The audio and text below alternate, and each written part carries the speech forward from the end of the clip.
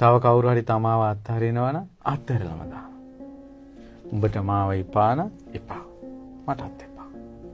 පිටිපස්සෙන් බලු පැටියෙක් වගේ වැටිගෙන යන්නේ සිංහෙක් වගේ නතර වෙනවා.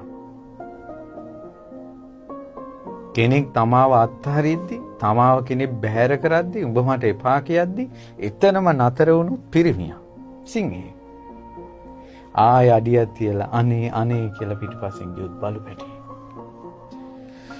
බලන්න ගන්න තීරණයෙන් තමන්ගේ පෞරුෂය තීරණය වෙන්නේ නැහැටි.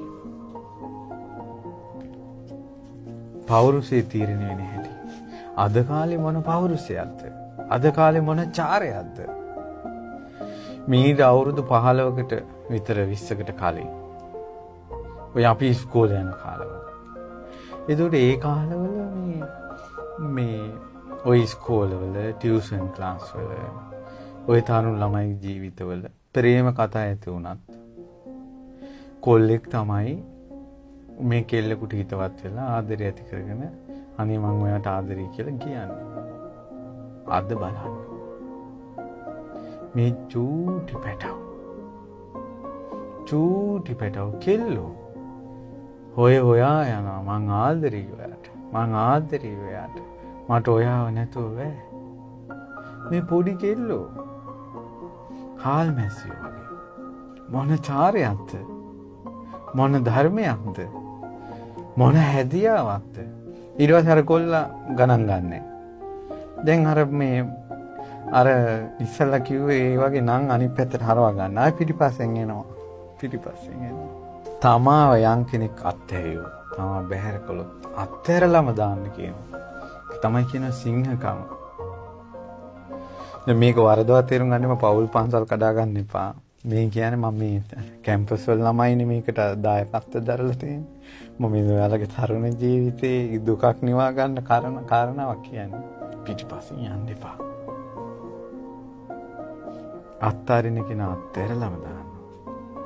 යමෙක් තමාව අත්හරිනනම් තමාද ඌ අත්හැර ඌට ආසා නොකළ යුතුය. මේ රහතන් වහන්සේලා දරාගෙන ආපු ගාථාවක් විස්තර කරන්නේ. තමාට හිතවත් නැති කෙනා හා ඇසුර පවත්වා පළක් නැහැ. තමාට හිතවත් නැහැ. කොහොමද හිතවත් නැත්තේ? කෙල්ලෙක් කියන්නේ ගෙදරකට අම්මට තාත්තට බරක් වෙන්නේ කෙල්ලගේ චරිතේ. ටියුෂන් යනකොට පිටිපස්සෙන් ඇවිල්ලා අම්මා කෙල්ල රැකගෙන තමයි කැම්පස් එකට යවන්නේ. රැකියා ආයතනෙට යවන්නේ. එතකොට ඒ කෙල්ලගේ ජීවිතේ වටිනාම දේ බවට පත් වෙන්නේ කෙල්ලගේ චරිතය. ඒ කෙල්ල ආදරය කරන කොල්ලා ඒ කෙල්ලගේ චරිතයට හානි කරන්න දෙනවනම් එතන හිතවත්කම නැහැ. පිවිතුරුකම නැහැ. එතකොට ආදරය කියලා චරිතයට හානි කරන්න දෙනවනම් එයා හිතවත් නැහැ. එතකොට නුවණ තියෙනවා නම් ප්‍රඥාව තියෙනවා නම් ඒ කෙනාගේ අසුර වැඩක් නැහැ. පුදුම එකක් ඇති. මේ විදිහට බැලුවොත් කීයෙන් කීයක් ප්‍රේම කතා ඉතුරු වෙයිද දන්නේ. ඊට පස්සේ තමාව බැහැර කළා අත්හැරලා එපා ඔයා කිකිය අත්හැර යනකොට ඒ පිටිපස්සේ යන්න එපා කියනවා. ඇයි තමාට ආදරය කරන්න ලෝකේ එක්කෙනයි දෙන්නේ? කවුරුත් නැතත් තමන්ගේ අම්මා ඉන්නවනේ තාත්තා ඉන්නවනේ. තමාගේ චරිතෙත් රැකගෙන තමාට ආදරෙන් සෙනෙහසෙන් තමාව තේරුම් අරගෙනත් ඉන්න බැරි නම් ඒ වගේ අය අත්හරින්න කියනවා. කියන්නේ තමන්ට ඕන ඵලයේ එතන නැහැ. ගහක ඵලයක් නැතිකොට කුරුල්ලොත් ඒ ගහ අත්හරිනවා.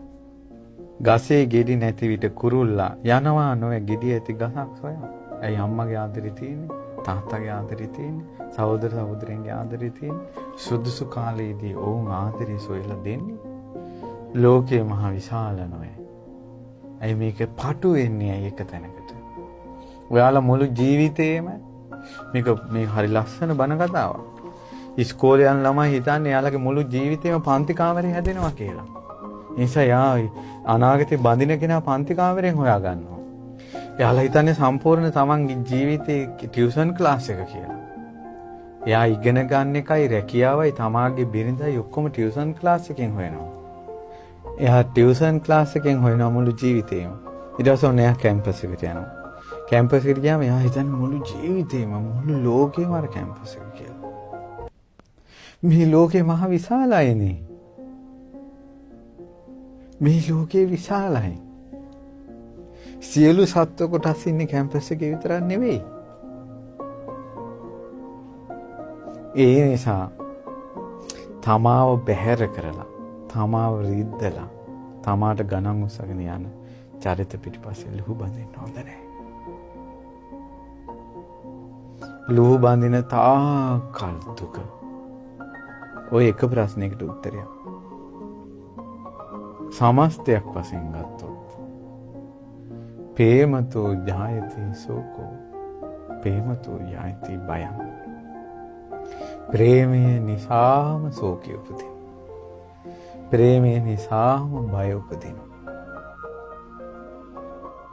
ප්‍රේමතෝ විප්පමුත්තස්ස. ප්‍රේමය කියන එක හිතින් නැති කරගත්තොත් නත්ති සෝකෝ කුතෝ බයං. ශෝකයක් නෑ, මොන බයක්ද? කොච්චර දුක් අන්තරා මිනිස්සු විඳිනවද කියලා බලන්න. ප්‍රේමය නිසා, ආදරය නිසා, බැඳීම නිසා කොච්චර විඳිනවද? ඊළඟට බලන්න මහා කස්සප තෙරුන්ගේ විරාගය. උන්වහන්සේ අවුරුදු 12ක් බද්දා කාපිලානි සමග එකම ඇඳේ වාසය කළා, නිදාගත්තා. ඒ වෙනකොට මේ පිප්පලි කුමාරයා, මහා කස්සප තෙරුන්ගේ ගිහි නම පිප්පලි කුමාරයාගේ රූපේ දෙවෙනි වෙන්නේ බුදුරජාණන් වහන්සේට විතරයි. එච්චර ලස්සනයි, හැඩි දැඩි කඩවසම්. බද්දා කාපිලානිගේ ශරීරය ලස්සන දෙවෙනි වෙන්නේ යසෝදරාවට විතරයි. එච්චර සුන්දරයි. ඒ දෙදෙනා අවුරුදු 12ක් එක ඇඳේ හිටියා. රාගසිතක් උපද්දවන්නේ නැතුව. එහෙම මුනිවරු හිටියා. ඒ යසෝදරා මහා රහත් තෙරණියගේ සංසාරයේ පිවිතුරු ආදරේ උතුම් බඹසර ඒව සිහි කරන්න. ප්‍රේමයේ දුක විඳිනකොට පූජනීය ප්‍රේමයක් තිබුණා. යසෝදරා කතාව සිහි කරන්න. හැබැයි ඒ පිවිතුරු ප්‍රේමයේ තුලත් ලෝක සදාතනික ධර්මතාවය සිද්ධ වුණා. ප්‍රේමතෝ ජායති සෝකෝ ප්‍රේමතෝ ජායති බයං. ඒ මහා බෝධිසත්වයෝ යසෝදරාවන් සමග අතීතයේ කිඳුරන්ව වාසය කරද්දී ඔවුන් නැටුම් ගැයුම් වෙමින් සතුටුයි ප්‍රීතියෙන් සෙනෙහසින් ආදරෙන් සිටියා. දිනක් මහා වැස්සක් ඇදහැළුණා. එතකොට කිඳුරා ගඟෙන් එහා පැත්තේ නටනවා, කිඳුරිය මේ පැත්තේ නටනවා. කිඳුරා බටනලා වයනවා, කිඳුරිය මෙහි නටනවා. ගඟෙන් මේ පැත්තට පයින්නවා, මේ පැත්තට පයින්නවා. ආදරෙන් එක මොහොතේ, එක අවස්ථාවේ, එක පාරම ගඟේ වතුර වැඩි වුණා. ඈත පේනවා කිඳුරා, ඈත පේනවා කිඳුරිය. දෙන්නා දෙපැත්තක. ජීවිතේට කවදාවත් ඒ කිඳුරයි වෙන් වෙලා වාසය කරලා නැහැ. ඔය මේ පෙනි හඬා ඉඳලා තියෙනවා. වතුර ඉවරුණ ගමන්ම ඉක්මනට ඇවිල්ලා මේ කිඳුරයි වැළඳගෙන ගොඩාක් ඇඬුවා. එක දවසක් වෙන්ව වාසය කරපු එක ගැන. එතකොට එදා ඉඳලා එකම එක දවසයි උන්ට අවුරුදු 100 ගණන් ආයුෂ. එකම එක දවසයි වෙන්ව ඉඳලා තියෙන්නේ. ඒ කිඳුරි සෑම දවසම රාත්‍රියට ගොඩාක් අඬනවා කියනවා. එකම එක දවසක් වෙන් වෙච්ච එක සිහි කරලා. පිවිතුරු ප්‍රේමයක් තිබ්බ. ජීවිතේටම එකම එක දවසයි වෙන් වෙලා තියෙන්නේ. හැමදාම සතුටින් ඉඳලා තියෙනවා. එහෙම ආදරයකත් ඇඬිල්ල තිබ්බා. ප්‍රේමය නිසා දුක උපදිනවාමයි. ප්‍රේමය නිසා ශෝකය උපදිනවාමයි. ප්‍රේමය නිසා වැළපීම උපදිනවාමයි. අඬන එකේ පුදුමයක් නැහැ. ඔබ ශෝක කරනවා නම්, ඔබ යම් දෙයකට බයයි නම්, ඔබ යම් දෙයකට ශෝක කරනවා නම් අනිවාර්යෙන් ඒක පිටිපස්සේ තියෙන එක්කෝ ප්‍රිය දෙයක්, එක්කෝ ප්‍රේමයක්, එක්කෝ කාමරතියක්, එක්කෝ කාමයක්, එක්කෝ තෘෂ්ණාව. ඔයින්තරව ශෝකේ හටගන්නේ නැහැ. ඔයින්තරව මේ බය හටගන්නේ නැහැ. වැළපීම් හටගන්නේ නැහැ. ඔය ඇස්වල කඳුළු පිරෙන්නේ ඒක නිසා. දැන් ඔය අඬන්නේ සතර සතිපට්ඨානෙ වැඩින්නේ නැහැ කියලාද? ඔය ශෝකේ සතර සතිපට්ඨානෙ වැඩින්නේ නැහැ කියලාද? නිවන නැහැ කියලාද ඔය අඬන්නේ? අඬන්නේ කාමයට. හොයන දේම හම්බ වෙයි. සංසාරෙත් ওই දුකම හම්බ වෙයි. කරන්න දෙයක් නැහැ. සංසාර